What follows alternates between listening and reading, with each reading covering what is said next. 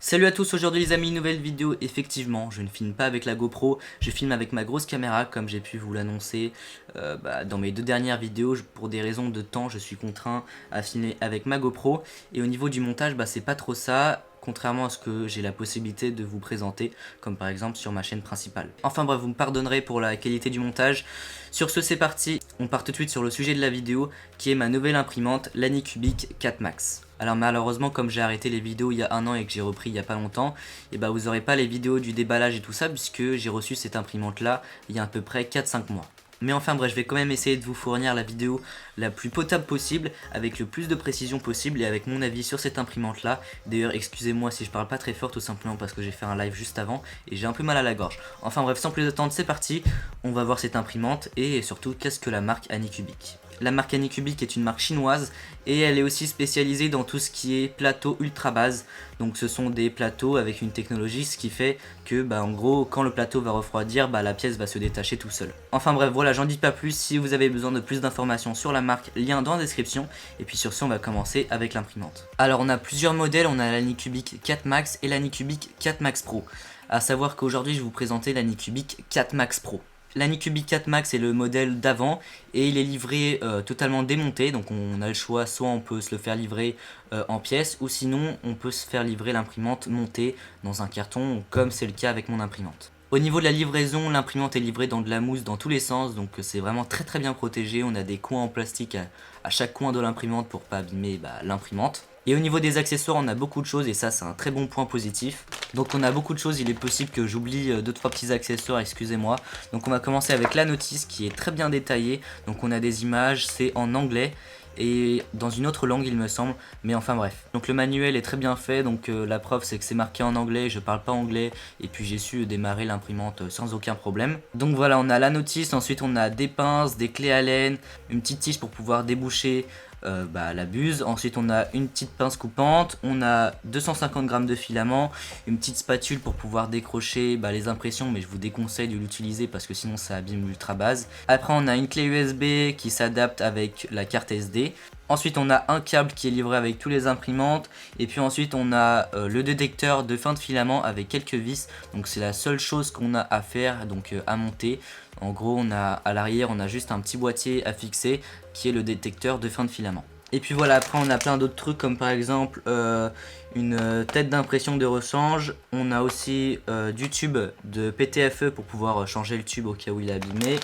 On a plein d'autres accessoires, mais enfin bon, je vais pas vous faire toute la liste. Et puis de toute façon, si vous avez besoin de plus d'informations, tout est dans la description. Enfin bref, c'est parti, je vais vous présenter l'imprimante et puis après on passe avec les caractéristiques techniques et les impressions 3D.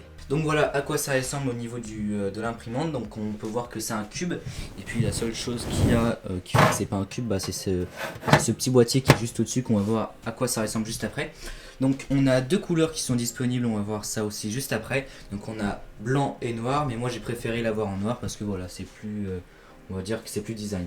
Donc juste ici on a la petite vitre qui est juste là, qui permet d'accéder à l'intérieur de l'imprimante. Et pour vous montrer à quoi ça ressemble justement, je vais l'allumer. Donc on a un petit bouton on-off. Ici on a l'écran tactile, donc normalement on a aussi du son quand elle s'allume et quand elle s'éteint et quand on fait des trucs. Sauf que là j'ai désactivé le son parce que c'est un peu relou, je peux vous montrer si vous voulez. Donc voilà, c'est un peu relou, c'est pour ça que je le désactive. Donc on va parler de tous les menus et tout ça juste après, mais je voulais juste vous montrer l'intérieur. Donc voilà à quoi ça ressemble. Donc juste en haut on a la tête d'impression, donc ça ressemble à ça. Donc voilà, on a la tête d'impression, donc comme vous pouvez voir, au lieu que ça soit la tête qui monte et qui descend, là c'est le plateau qui monte et qui descend. Donc voilà, donc juste ici on a la vitre qui se ferme avec des aimants. Voilà, tranquille. Ensuite juste ici on a marqué Anycubic. Sur le côté, donc au niveau des connectings, donc, je sais pas si vous allez très bien voir, voilà. Donc juste ici on a un port avec la carte SD. Donc là il n'y a pas de carte SD parce que je le commande avec le Raspberry Pi, qu'on va parler juste après. Donc comme vous pouvez voir, elle est connectée avec le câble.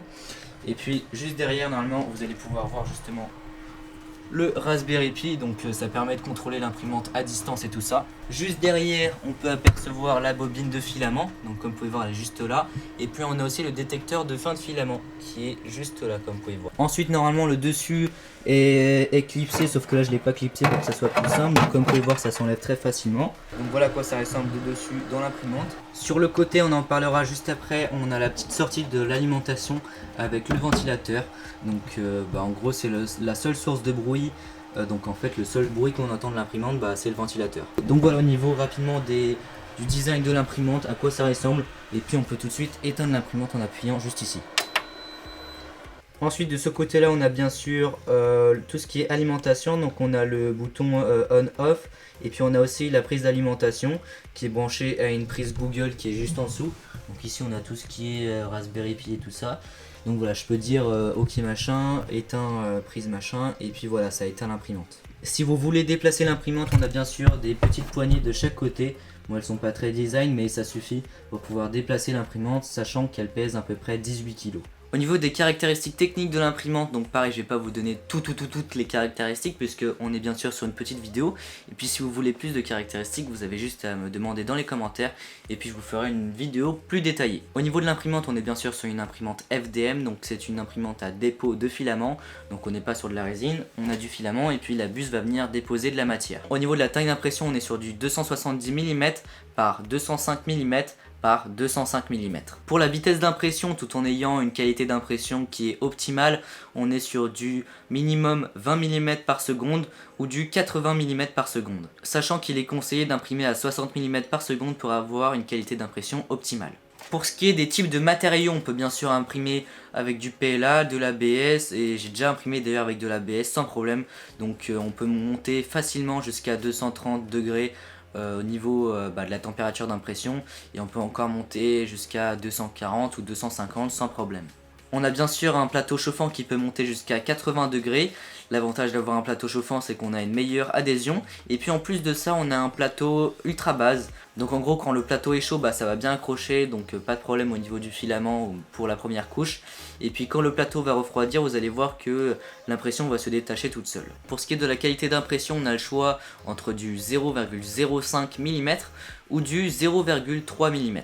Au niveau du slicer de l'imprimante, on peut soit utiliser Cura, donc c'est ce qui est conseillé, ou sinon on peut utiliser Simplify 3D. Ce qui compte, c'est que les fichiers sont en format G-code.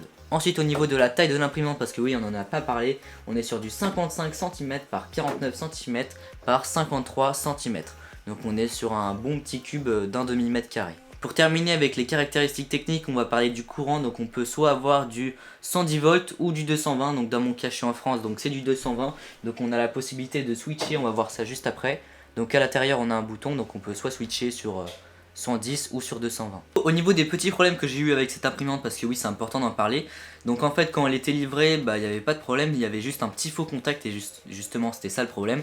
Donc en fait il y avait un petit faux contact et quand je l'ai déplacé juste ici, le câble s'est débranché. Ce qui fait que ça fonctionnait plus. Donc en gros quand je démarrais l'imprimante, elle marchait bien et tout, elle voulait chauffer sauf que ça chauffait pas, le plateau ne chauffait pas, ça restait à 20 degrés. Et donc du coup il a fallu démonter juste en dessous, donc c'est vraiment très simple. Il y a 8 vis à dévisser. Voilà, on a juste enlevé le capot du bas, donc c'est là où il y a toute l'électronique. Et puis ensuite il y avait juste le câble du plateau à revisser, donc c'était très simple, il y avait juste à couper l'imprimante parce qu'elle était sous tension. Et donc voilà, il y avait juste à dévisser, remettre le câble, revisser et puis voilà, c'est bon, il n'y avait plus de problème. Ensuite pour la modification que j'ai faite, donc c'est au niveau de la tête d'impression, donc de base on a juste un petit ventilateur qui est sur le côté. Et puis au niveau de l'arrivée d'air, c'est juste par un petit endroit, donc ça c'est sur toutes les imprimantes. Donc on a juste à imprimer tout simplement une espèce de collier qui est comme ça. Et puis on a de l'arrivée d'air tout autour de la tête d'impression. Donc voilà, il y avait juste à dévisser, revisser et puis voilà, c'est tout bon. Ensuite la deuxième modification que j'ai faite, c'est sur le plateau chauffant. Donc de base on a des ressorts sur le plateau pour qu'ils puissent être réglés. Et puis au niveau des roulettes il n'y a pas de problème. Par contre au niveau des ressorts ils étaient beaucoup trop mous. Donc ce que j'ai fait, c'est que j'ai acheté des ressorts d'imprimante 3D, donc ils sont beaucoup plus rigides. Donc je les ai mis à la place et puis du coup le plateau était beaucoup plus haut. Donc il a juste fallu dévisser le capteur, le remonter. Donc voilà, c'est très simple, c'est juste ici. Et puis d'ailleurs c'est expliqué dans la notice comment faire ça parce qu'ils ont déjà prévu le coup. Donc voilà, comme vous pouvez voir en brillant c'est les anciens ressorts et puis les nouveaux sont en bleu, donc comme vous pouvez voir ils sont beaucoup plus rigides. Ensuite la prochaine modification que je vais faire, mais ça je vais la faire quand il y aura un problème sur la tête d'impression et il y aura besoin de dévisser, ou quand tout simplement il faudra changer la tête d'impression. Donc c'est ça, donc en fait c'est la petite pièce qui permet de pincer le filament contre le moteur pour que le filament puisse aller vers la tête d'impression. Donc en fait cette pièce là elle est en plastique. ce qui fait que c'est pas forcément très solide, et puis niveau durabilité et puis même niveau pratique c'est pas du tout fait pour. Donc du coup j'ai juste acheté cette petite pièce en métal. Donc voilà, ça s'achète pour 5 € sur Amazon ou je ne sais où. Ah oui, j'avais oublié, j'ai fait aussi comme modification, enfin j'ai rajouté ces petits caoutchoucs, donc ça s'appelle des chaussettes. Donc ça se met sur la tête d'impression et ça permet d'avoir une meilleure durée de vie, et surtout ça permet de faire en sorte qu'elle soit beaucoup plus propre au cas où le filament accroche pas et puis ça va sur la tête d'impression. Enfin bref, c'est ces petites chaussettes, donc elles sont très dures à trouver, il n'y a personne qui les a trouvées. Enfin personne, je pense qu'il y a personne parce que personne n'a trouvé et personne n'en parle sur les forums et tout ça. Donc voilà, mon père les a trouvés, donc ça ressemble à ça, donc ça vaut pas cher, il les a achetés sur je sais pas quel site, donc je pourrais pas vous dire. Enfin bref, si je trouve, je vous mets ça dans la description. Ensuite, pour vous dire, au niveau pièces de rechange, je suis plutôt bien calé puisqu'il y a tout ça de pièces de rechange et surtout tout ça de têtes d'impression. Donc comme vous pouvez voir, ce sont des têtes d'impression qui sont très bien faites, puisqu'en fait la sonde et la sonde de température, en fait il y a des connecteurs sur la tête d'impression, et puis en fait on a juste à démonter, et juste au dessus de la tête d'impression on a une petite carte, et puis après si on a besoin de changer un câble, c'est pas tout un bordel où il faut enlever les gaines et tout. Là vraiment c'est très simple, on a des petits connecteurs sur la tête d'impression et puis clac ça se branche, c'est vraiment très simple. Bref, maintenant c'est parti, je vous emmène dans l'imprimante histoire de vous montrer ça, et puis après je vous montre l'interface sur l'écran tactile. Donc voilà l'intérieur de l'imprimante, donc désolé si les couleurs sont saturées en bleu. Donc on peut bien sûr éteindre les LED de l'intérieur, mais pour que vous voyez mieux je préfère que ça soit saturé. Donc juste ici on a le plateau, et qui, comme vous pouvez le voir, il est fixé avec deux grosses barres en métal qui sont très rigides. Pour le coup elles sont vraiment grosses, et puis ça permet de faire en sorte que ça soit vraiment bien rigide. Comme vous pouvez voir, si je bouge le plateau, ça ne bouge pas. Comme vous pouvez voir, c'est très rigide. Donc on a deux barres, et puis juste au milieu on a la tige crantée qui permet de faire monter et descendre le plateau à l'aide du moteur qui se trouve en dessous, donc dans la partie électronique. Juste ici dans le coin on a le petit capteur du plateau, donc c'est ça ce que je vous ai dit qu'il fallait monter. Comme vous pouvez voir, il est tout en haut embuté alors qu'avant il était tout en bas. Juste en dessous, je sais pas si vous voyez très bien, on a les petits ressorts, enfin plutôt les gros ressorts qui comme vous pouvez voir font très bien leur job. Si j'appuie juste ici, avant on pouvait appuyer, alors que là vraiment c'est très rigide. Ensuite, comme vous pouvez le voir, tout autour de la tête d'impression, on a une grande pièce blanche qui permet de bien ventiler les dépôts de filaments finalement. Tout à l'heure, je vous disais que c'était vraiment très simple à l'intérieur de la tête d'impression. On avait plein de connecteurs. Là, on peut les apercevoir juste ici, tous les petits connecteurs blancs. Donc ça permet de faire en sorte que ça soit beaucoup plus simple au démontage. Et puis juste ici, on a la deuxième petite pièce que je vous parlais. Donc comme vous pouvez voir, elle est en plastique, donc c'est ce qui pince le filament. Donc elle est en plastique et je voudrais la remplacer pour qu'elle soit en métal. Et pour démonter finalement le capot d'impression, en fait on a des petites vis juste en dessous. C'est vraiment très simple à démonter, et puis ça se fait du coup en 2 secondes. Sinon voilà à quoi ça ressemble de l'intérieur. Donc normalement d'ailleurs quand elle est livrée, on a vraiment, c'est très bien protégé, donc tous les axes sont bloqués par des pièces imprimées en 3D, ce qui fait que ça peut pas s'abîmer pendant le transport. Et puis juste ici, comme vous pouvez le voir, on a les LED qu'on peut désactiver sur l'écran. Et puis d'ailleurs maintenant c'est parti, on passe sur l'écran et puis on va voir tout ça. Donc nous voilà sur l'écran, donc comme vous pouvez voir c'est un écran en couleur, et d'ailleurs il est tactile, et je sais plus comment on appelle ça, on peut aussi l'utiliser. Donc en fait ça détecte pas que le doigt, ça détecte aussi comme vous pouvez voir, si je fais ça, comme vous pouvez voir, ça détecte. Donc juste ici normalement c'est là où on a tous les fichiers sur la carte SD qui arrivent, et puis ici on peut imprimer ou sinon recommencer l'impression, parce que oui on a une fonction recommencer l'impression en cas de coupure de courant. Donc on va voir ça juste après. Donc juste ici on peut actualiser si par exemple on vient de remettre une carte SD. Ensuite juste ici on a tout ce qui est setup, donc ici on a le langage, ici on a la température si on veut faire une préchauffe pour mettre du filament ou je ne sais quoi. Ici on a les moteurs off, donc s'ils sont activés on peut les déverrouiller.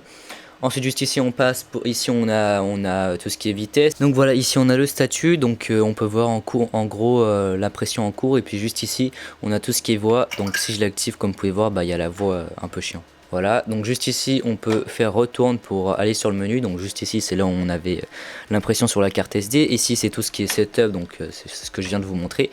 Et puis juste ici on a tout ce qui est tool, donc c'est les outils. Donc ici on a home, donc comme vous pouvez voir j'ai home X, donc si je fais home X, et l'axe X va à 0. Ici j'ai home alt, donc c'est tous les axes qui vont à 0.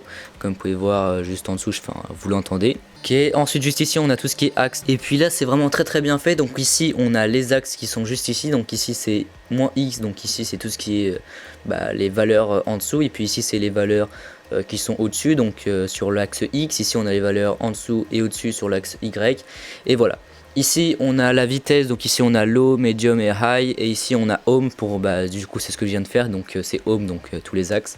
Ici on a retour, et ici du coup comme vous pouvez voir, si je baisse le plateau, voilà, on fait retour pour aller juste avant. Ici on peut préchauffer finalement le plateau et tout ça. Ensuite juste ici on a reset, ici on a filament, donc c'est si on veut mettre du filament, donc comme vous pouvez voir on peut enlever ou mettre du filament, mais dans tous les cas ça va chauffer à 230 degrés. Et si on fait retour, on a terminé. Donc comme vous pouvez voir ici juste en dessus, on a la température de la buse et ici la température du plateau. On a bien sûr la fonction de fin de filament, donc quand il n'y a plus de filament, l'impression s'arrête, enfin elle termine son tour, donc finalement la dernière layer, et puis après elle se lève juste au-dessus, et puis donc voilà, donc ça monte, et puis on a aussi la fonction reprise d'impression si par exemple le courant vient de se couper, donc en gros quand vous allez la rallumer, ça va vous proposer est-ce que vous voulez reprendre l'impression, et puis voilà. Ensuite un outil qui est vraiment très pratique, c'est ça, c'est la petite brosse qui est à côté du plateau. Il me semble qu'il n'y a vraiment pas beaucoup d'imprimantes, voire aucune si je ne me trompe pas, qui a ce petit accessoire qui est pourtant très utile. Donc en fait on va mettre un fichier de départ sur Cura, donc sur votre logiciel, donc dans mon cas c'est Cura. On va mettre un petit fichier de départ, ce qui fait que quand l'impression va se lancer, ça va faire les trucs qu'on lui demande. Et en l'occurrence, là, on va lui dire, avec un code spécifique, de faire des allers-retours sur la brosse pour pouvoir essuyer la tête d'impression. Donc comme vous pouvez voir juste ici, enfin on le voit pas, mais on a du plastique sur la tête d'impression. Quand ça va lancer l'impression, ça va s'essuyer sur la brosse, ce qui fait que quand ça va commencer l'impression, la première layer sera nickel. Pour mettre le filament, c'est vraiment très simple, on a juste à serrer le petit truc que je vous disais. Ensuite il y a le tuyau de PTFE qui se retire, on peut le retirer par dessus, et puis ensuite on peut mettre le filament.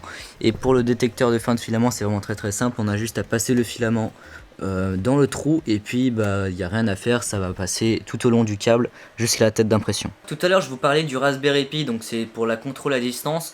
Donc soit vous pouvez l'acheter tout fait sur internet au prix de je sais pas une quinzaine d'euros, ou sinon vous pouvez l'acheter seulement le Raspberry Pi, puis après on a tout un truc de programmation, mais ça je vous laisse vous renseigner sur internet.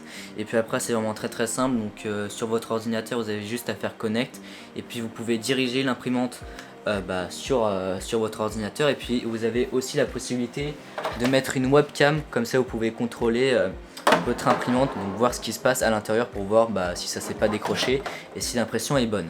Et puis au niveau du prix de cette imprimante, on la trouve sur le site d'Anycubic entre 300 et 400 euros, et sur Amazon on la trouve pour 410 euros. Donc voilà, j'espère que cette petite vidéo vous aura plu.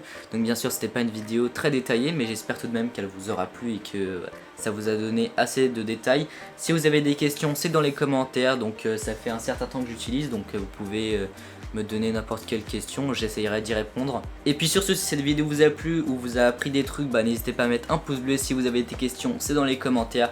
N'hésitez pas à vous abonner pour en voir plus. Et puis sur ce, on se retrouve pour une prochaine vidéo. Salut!